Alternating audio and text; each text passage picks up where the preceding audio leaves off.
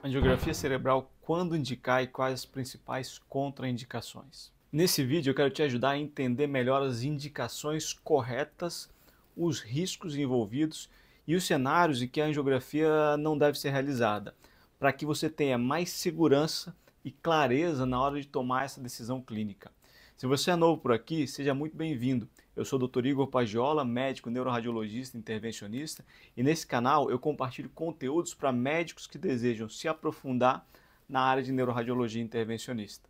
Primeira coisa importante, o que é a angiografia cerebral? A angiografia cerebral é um exame invasivo em que nós realizamos uma punção numa artéria, seja ela uma artéria femoral, seja ela artéria radial, em alguns casos até artéria braquial também nós podemos utilizar, artéria axilar, mas a depender de cada caso, normalmente nós utilizamos a artéria femoral ou a artéria radial.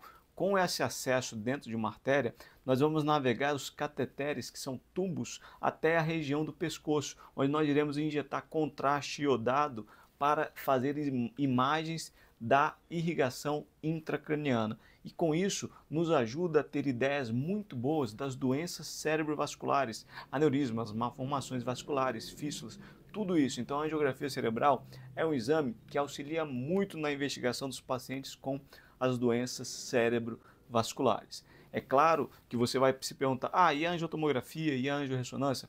Esses dois são exames também que vão auxiliar na investigação não invasiva dos vasos intracranianos e cervicais. Mas normalmente nós precisamos ter uma certeza maior. E o exame que nós chamamos de padrão ouro é a angiografia cerebral. Ela que vai nos ajudar a definir realmente se há alguma alteração ou não. Muitas vezes há dúvidas na angiotomografia e na angiorressonância, nós não temos certeza do que é aquela alteração. E o exame para tirar essa dúvida é a angiografia cerebral diagnóstica. E quais seriam então as principais indicações para se realizar uma angiografia cerebral?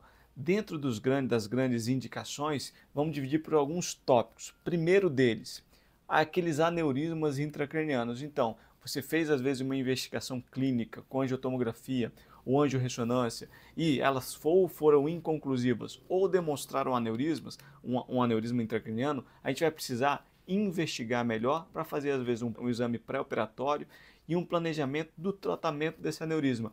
A angiografia cerebral, ela te dá uma ideia muito melhor da anatomia desse aneurisma. Com isso, a gente consegue se planejar melhor, escolher o melhor procedimento, escolher o melhor tratamento, escolher a melhor técnica a depender do que nós encontramos na angiografia cerebral. E é de suma importância, você que realiza a angiografia cerebral, realizar também o exame de 3D, aquisição rotacional, para que você consiga ter uma imagem ideal do aneurisma intracraniano. Então, esse é o exame padrão ouro para investigação de aneurisma. Outras doenças, por exemplo, as malformações arteriovenosas e as fístulas durais, esses são doenças extremamente dinâmicas e a angiografia te dá uma ideia do fluxo para você conseguir classificar anatomicamente as malformações e as fístulas. Então você consegue ver o aporte arterial, a drenagem venosa, se há refluxo para ver as corticais, nas fístulas durais, coisas que são muitas vezes difíceis de ver no exame estático como angiotomo e angiorressonância. Então ajuda muito a entender a anatomia dessas doenças. Então nós conseguimos confirmar o diagnóstico, fazer uma análise da anatomia dessas doenças muito melhor, das malformações e das fístulas durais, e planejar um tratamento, planejamento terapêutico para essas doenças também vai ajudar muito na nossa investigação.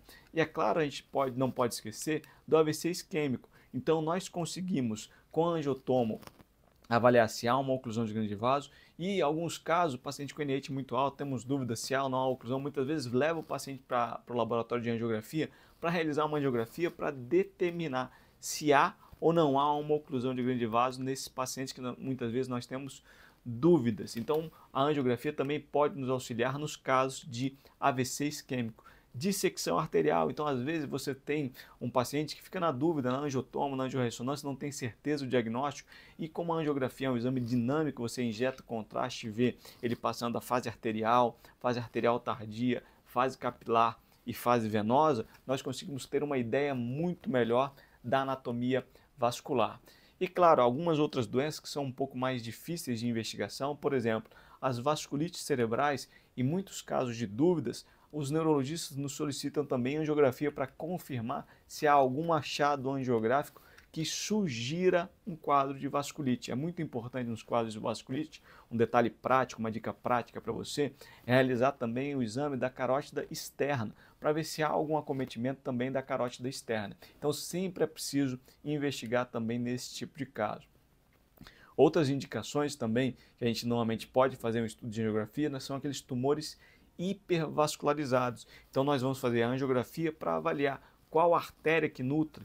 Há possibilidade de fazer um tratamento, uma embolização pré-operatória desses tumores hipervascularizados? Isso também é necessário. Teve até um caso interessante em que havia um paciente com um diagnóstico pela angiorressonância e ressonância do meningioma da base do crânio e solicitaram um tratamento pré-operatório. Quando nós fomos fazer a angiografia, não havia nutrição, não era um tumor hipervascularizado, não havia ramos para entrar e realizar a embolização. Então nós fazemos esse planejamento para conseguir avaliar se há indicação ou não há indicação de tratamento pré-operatório desses pacientes. Eu também já tive um caso de um paciente em que ele veio com uma suspeita na angiotomografia e na angiorressonância de um aneurisma, mas durante a aquisição rotacional tridimensional da angiografia não havia um aneurisma, era apenas um infundíbulo. Isso muitas vezes pode ser interpretado nos exames não invasivos como aneurisma. Isso ajuda muito também a gente diferenciar nesse tipo de caso.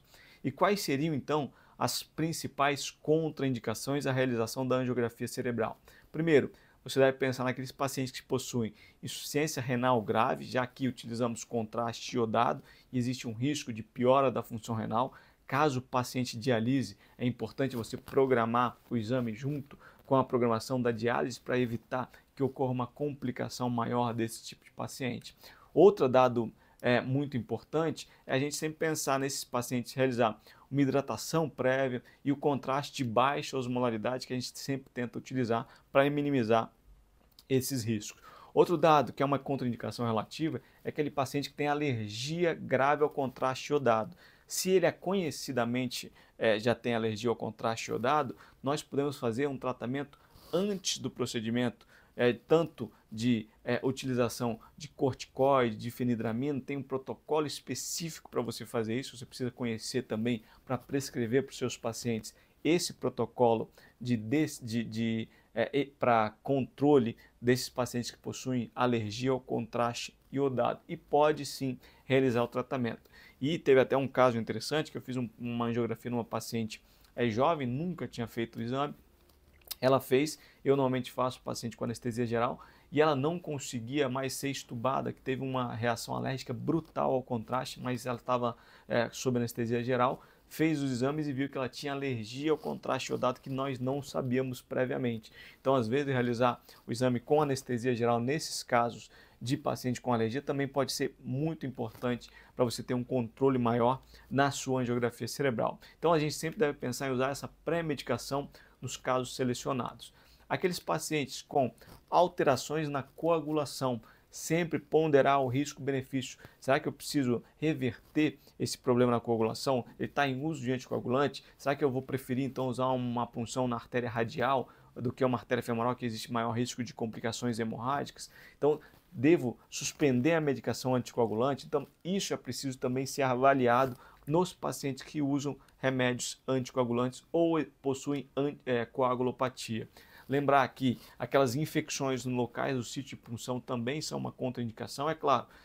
Eu posso acessar a artéria femoral direita, a artéria femoral esquerda, radial, existem inúmeras opções caso tenha necessidade de realização desse tipo de exame. Pacientes muito instáveis clinicamente, a gente tem que sempre avaliar o risco-benefício desse procedimento. Será que é necessário fazer? Vai mudar alguma coisa na conduta desse doente? E aqueles pacientes com gravidez, sempre ponderar o risco-benefício e exceções em casos de risco de vida. Então, uma angiografia eletiva, normalmente a gente não vai realizar num paciente gestante, mas, por exemplo, um tratamento do AVC isquêmico, normalmente a gente vai realizar porque o benefício é muito maior com alguns cuidados que nós devemos ter com o paciente gestante que vai realizar esse tipo de tratamento. A angiografia cerebral é uma ferramenta poderosa, mas como qualquer procedimento invasivo, ele precisa ser indicado de forma criteriosa e consciente, sempre respeitando o perfil do paciente e avaliando riscos e benefícios. Se você gostou desse conteúdo, não esqueça de curtir o vídeo, se inscrever no canal e ativar o sininho para receber todas as próximas aulas. Todo sábado tem um conteúdo novo aqui no canal, então não perca nenhum deles. Então ative o sininho para você ver cada um deles. Se você quiser se aprofundar ainda mais nesse tema e em outros tópicos da neuroradiologia intervencionista, eu deixei aqui na descrição do vídeo um vídeo complementar que vai te ajudar a dar um próximo passo nesse aprendizado. Eu te espero lá. Um grande abraço e fiquem com Deus.